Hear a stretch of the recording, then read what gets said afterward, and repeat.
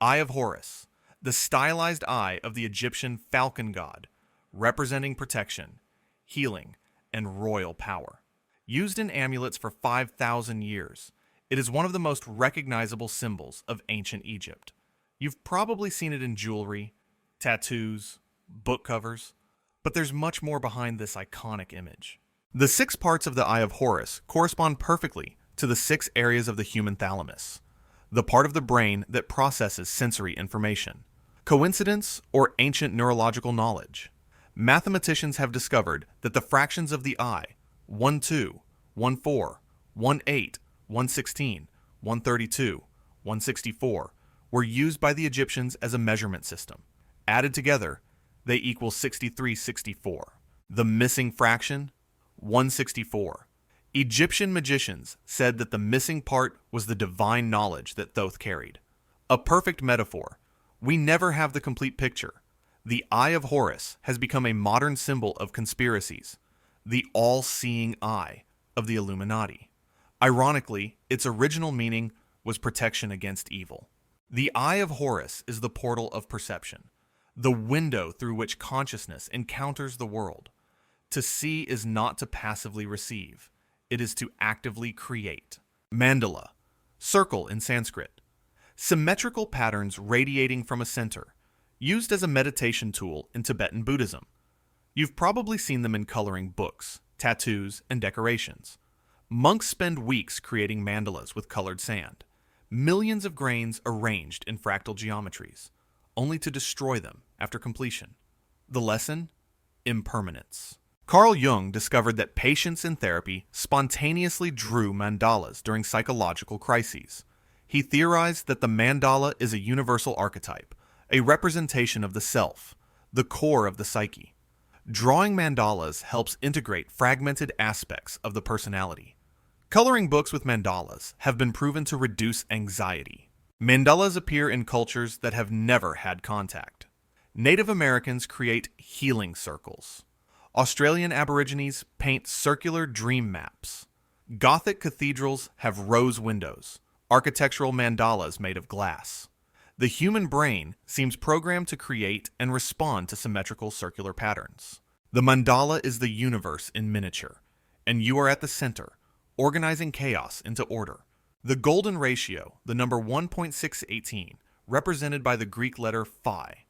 You've probably heard of it in math or design classes.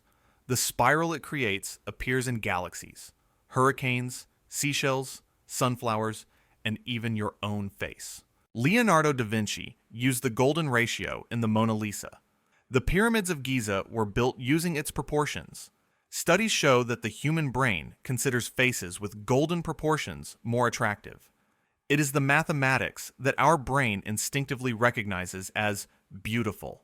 The golden ratio appears in the arrangement of leaves on plants, in the reproduction of rabbits, in the proportion between their toes, in the spiral of their inner ear. Even the financial market uses Fibonacci to predict movements, and it works with statistically significant accuracy. The golden ratio is God's signature on creation, or proof that the universe is a mathematician obsessed with aesthetic efficiency. The tree of life. 10 circles connected by 22 paths, forming a map of divine creation. If you've ever seen tarot cards, studied Kabbalah, or watched series about magic, you've already encountered this symbol. Originating from Jewish Kabbalah, it represents the 10 emanations through which God created the universe, from Kether, pure consciousness, to Malkuth, physical reality. Medieval Kabbalists memorized the tree of life as a spiritual operating system. Each path corresponds to a Hebrew letter, a tarot card, a planet, a color. Carl Jung studied it as a model of the human psyche. Kether is the higher self. Malkuth is the ego. The paths are psychological processes. The tree of life maps perfectly onto the human nervous system. Kether aligns with the pineal gland. Malkuth with the sacral plexus. The 22 pathways correspond to the 22 cranial nerves. Anatomical coincidence? Or did the Kabbalists map the nervous system as a metaphor for cosmic consciousness?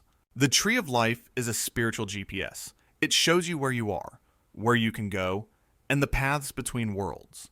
The flower of life. 19 overlapping circles, creating a pattern of perfect petals.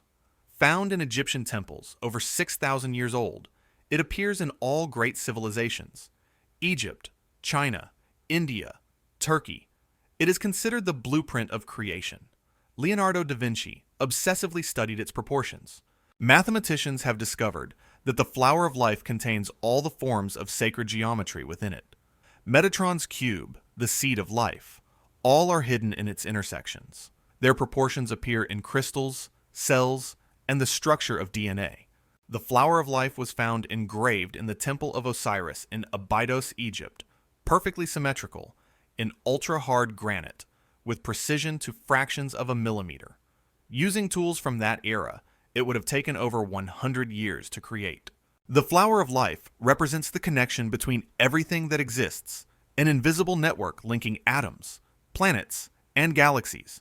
The ancients knew something we are only now rediscovering. The seed of life. 7 perfect circles forming a hexagonal pattern. It is the first stage of the flower of life, representing the 7 days of creation. This pattern appears in sacred texts of dozens of religions. But what's fascinating is that it's not just symbolic, it's literal.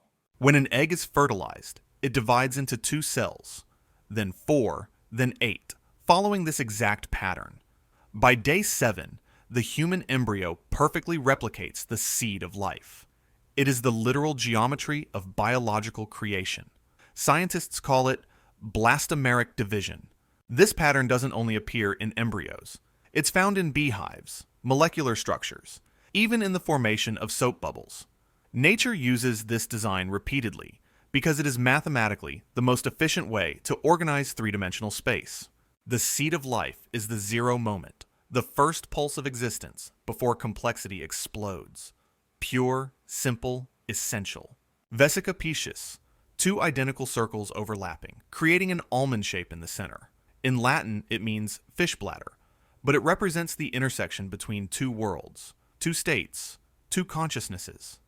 It is the symbol of birth, of creation through the union of opposites, and it is hidden in places you never imagined. The Vesica Piscis has a fascinating proportion. The width divided by the height is the square root of 3, the same proportion used to build Gothic cathedrals. Medieval architects called it the fish measure. Chartres Cathedral is based entirely on this pattern. The hidden symbolism? The Vesica Piscis represents the vulva, the portal of physical life. Pagan cultures worshipped it as a symbol of the mother goddess. When Christianity adopted the symbol, it transformed its meaning, but the form remained. It is one of the clearest examples of how pagan symbols were absorbed by the church. The Vesica Piscis is the meeting point, where dualities touch and something new is born: light and darkness, spirit and matter. The Torus. Imagine a 3-dimensional donut where energy flows in an infinite loop. It enters from the top, descends along the sides, rises through the center, and returns to the top. It is the most stable and self-sustaining shape in nature. The Earth's magnetic field is a torus. Its core generates an electromagnetic field in the shape of a torus, and you probably never noticed it. The torus explains how energy moves in living systems. Blood circulates in toroidal patterns. The Earth's atmosphere flows in toroidal currents. Even the observable universe may be a gigantic torus, according to some cosmological theories. Physicists have discovered that subatomic particles create toroidal fields when they interact. Nikola Tesla was obsessed with this shape.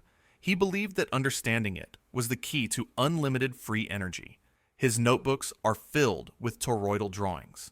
The torus is the heartbeat of the cosmos: contraction and expansion, inhalation and exhalation, death and rebirth in a cycle that never stops. Merkaba, 2 intertwined tetrahedrons forming a 3-dimensional 8-pointed star. In ancient Hebrew, Mer means light, Ka means spirit, and Ba means body. It is literally the light vehicle of the spirit. Kabbalistic texts describe the Merkaba as a counter-rotating energy field around the human body. And here things get strange. Practitioners of Merkaba meditation claim that activating this field through specific breathing techniques alters states of consciousness. Reports include out-of-body experiences, visions, and a feeling of expansion. Jewish mystics, Islamic Sufis, and Hindu yogis, traditions separated by millennia, describe similar practices. The Merkaba structure reflects the geometry of counter-rotating electromagnetic fields. Quantum physicists theorize that consciousness may be linked to coherent electromagnetic fields in the brain. Coincidence? Or did the ancients know something about the physics of consciousness? The Merkaba represents the fusion of the divine and the human, heaven descending, earth rising, meeting in the heart.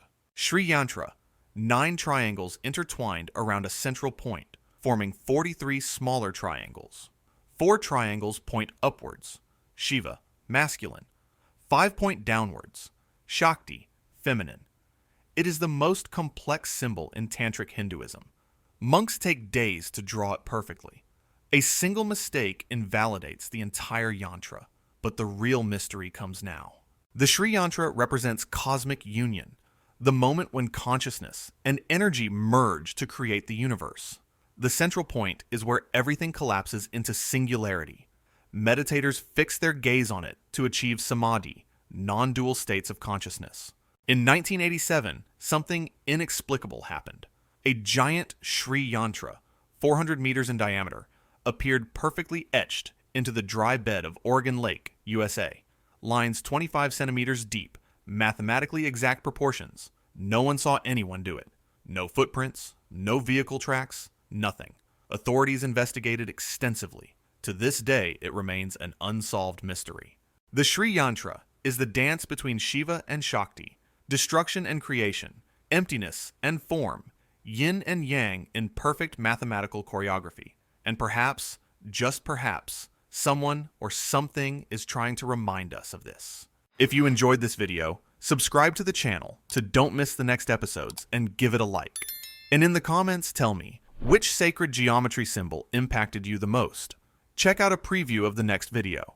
The universe is mental. Everything that exists, from a stone to a galaxy, is a projection of the universal mind, the all. The reality you perceive is not solid and fixed, but rather a mental construct, a divine thought in continuous manifestation. Hermeticists believed that understanding this was the first step to mastering reality itself. If the universe is mental, then your individual mind is an extension of that cosmic mind. Thanks for watching. See you next time.